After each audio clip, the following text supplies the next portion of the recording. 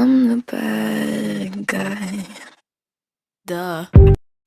Hello, everybody, and I am back here in the Phantom car. It is the most earth-breaking, ground-shaking, but never media show money-taking, the man, the myth, the legend, the most electrifying villain in YouTube entertainment today, Mr. General Zod. And I am here to talk about a review I'm putting up a little bit later. I got a ton of reviews coming out today, and a couple of things for mobile gaming that I'm currently working on. But let's go to this review, which is going to be on Castlevania Season 3. And I recently got done with some videos, stirred up some stuff on my channel, talking about how people were pointing out always the negativity and stuff. So today, I'm actually going to pull some stuff to which no one has highlighted in their reviews. And I feel like this pass that things get because a mass amount of people like them. It happened with The Witcher, and I'm going to put out a review on The Witcher where people praised it because it got slammed by reviewers. And don't get me wrong, I like the stance which Henry Cavill took. I like the behind the scenes. But does that make the film or show good just because it goes against the grain? Well, not all the time. The Witcher in the first half was okay, and then it picked up in the second half, and to be quite honest with you, the story was rather confusing. And the people that I choose to YouTube with all point these things out, so shout out to them, the Bridge crew, and everybody. But let's jump into this review, because I got some things to say that I noticed no one pointed out about this season of Castlevania.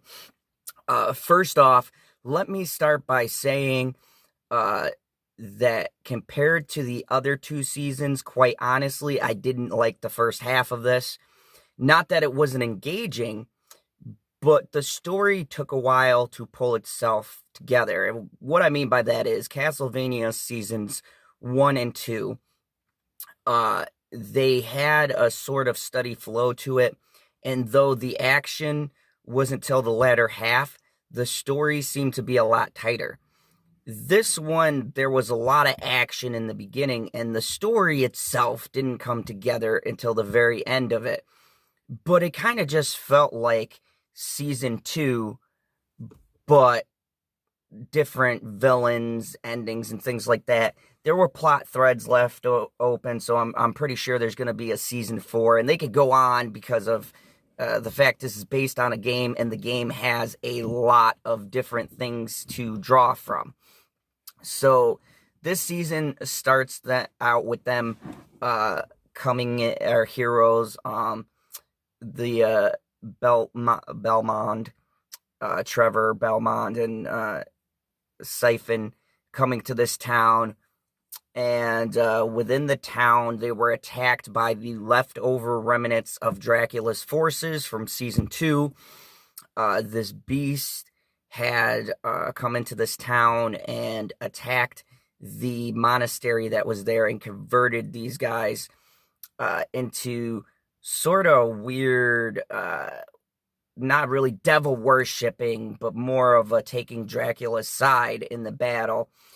Them not knowing what the church had done from season 1 and season 2. And if you haven't seen them, basically the church lit Dracula's wife on fire, causing him to say he wants to destroy all of humanity. And a couple of things that I like is that they really flesh out Dracula. In the games, he's kind of mustache twirling and evil. There's not a lot of depth to him. I think there was more depth to Alucard. But in this show, they really flesh out both Dracula, Alucard, Trevor, Siphon. All of the main players get good key roles. Also, the Forge Masters. I'm sorry, I forget their names.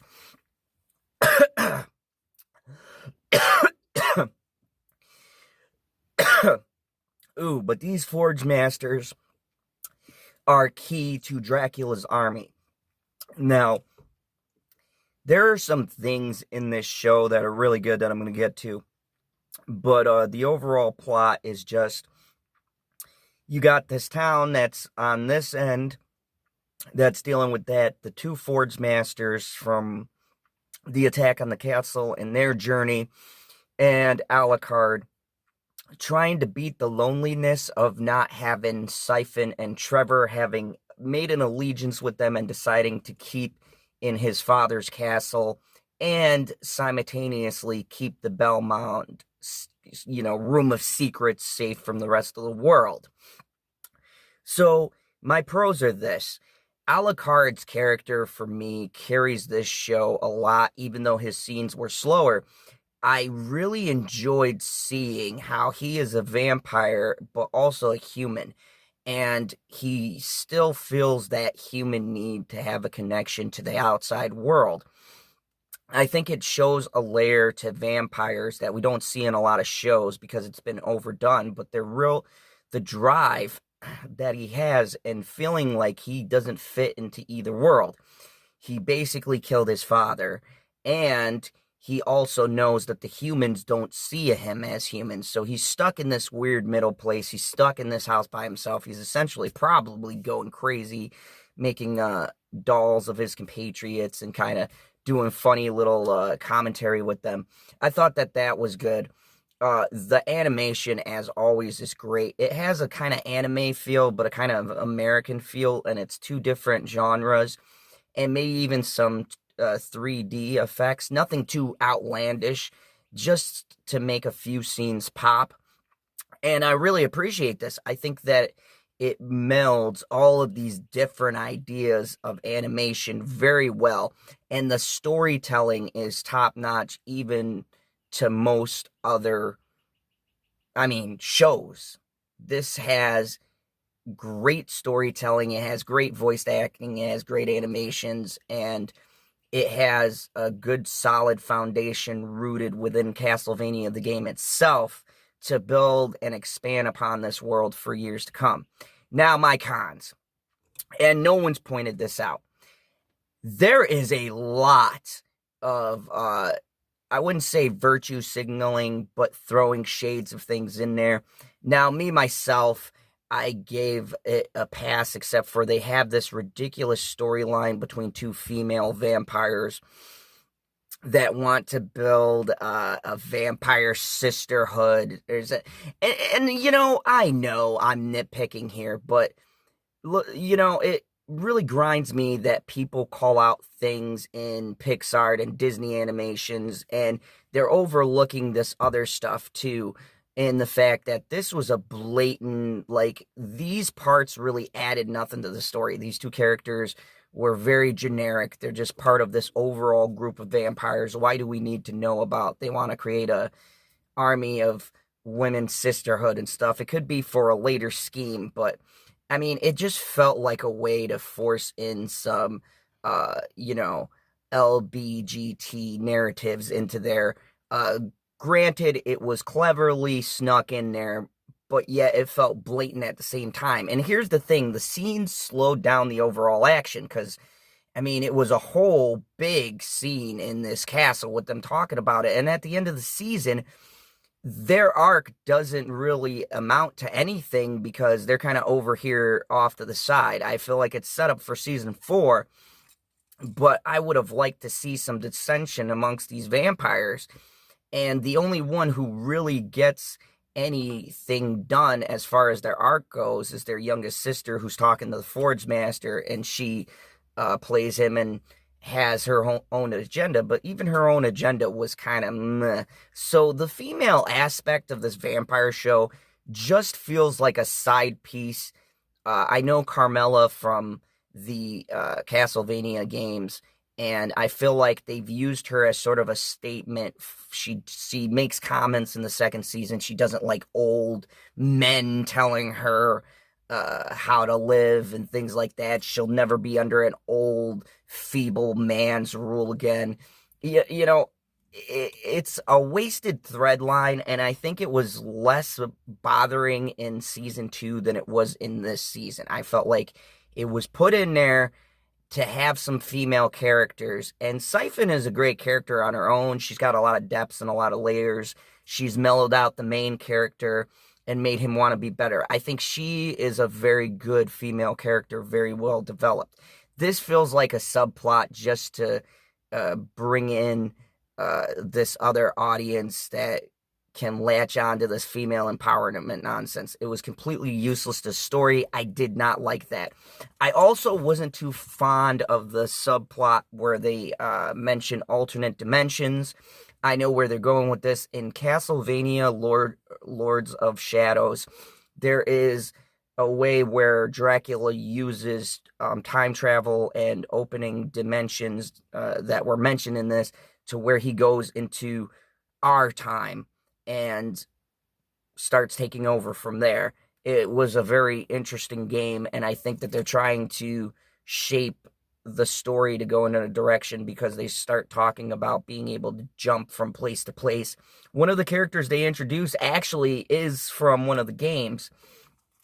He's a magician.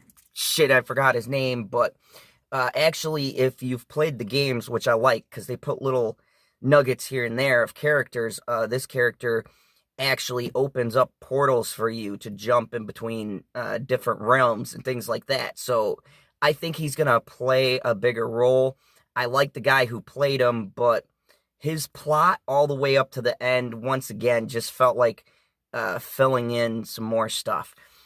Overall, what do I think? I think that as far as action in the first half of the show was a lot stronger than seasons 1 and 2.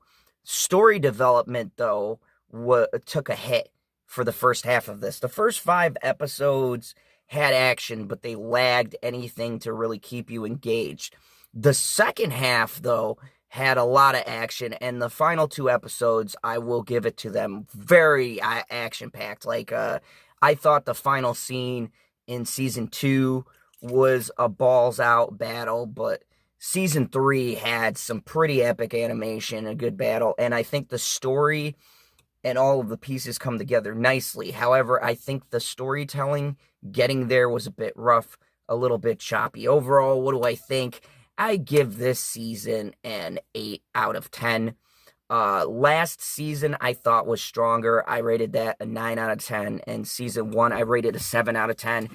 I might go back through and do an overall series review and tell you where I think the series lands in between all of those ratings. But honestly, the second season is still the strongest. I think Dracula adds a different layer to everything, and he also gives the characters different motivations to do what they do. Without having Dracula there, we're really missing an essential villain. This one felt like a filler. Carmela didn't do anything. This conclave of female vampires really didn't do anything. It was really the Forge Master for me. This African-American slave forge master. I did like the concept, and he is in the game. And I think his story was probably the most interesting, and I felt like he is a real threat that has yet to be realized. The rest of them, you know, the monks were okay, and the creature did bring up some things with Dracula, letting us know he can still be brought back, but overall, the villains were very generic. The things that moved the story were more of the elements they were setting up. This whole season just felt like setup. It didn't feel like season 2. Like season 1 felt like setup for season 2. This feels like setup for season 4. So I'd like to see more character development, more story development, and more setting up these events for the seasons. I think they take one season to set things up and another season to actually capitalize on them. But anyways, if you liked Castlevania Season 3, in the comments below, let me know what you like, what you didn't like. If you felt like there were some agenda pushing in this season. Also, let me know what animes that you are currently watching or like. And as always, remember, if you're new to this channel, click that like button. If you also like the content, then go ahead and subscribe. And remember, the only rule here in the fandom zone, kneel before your general sod. I'm the bad guy. Duh.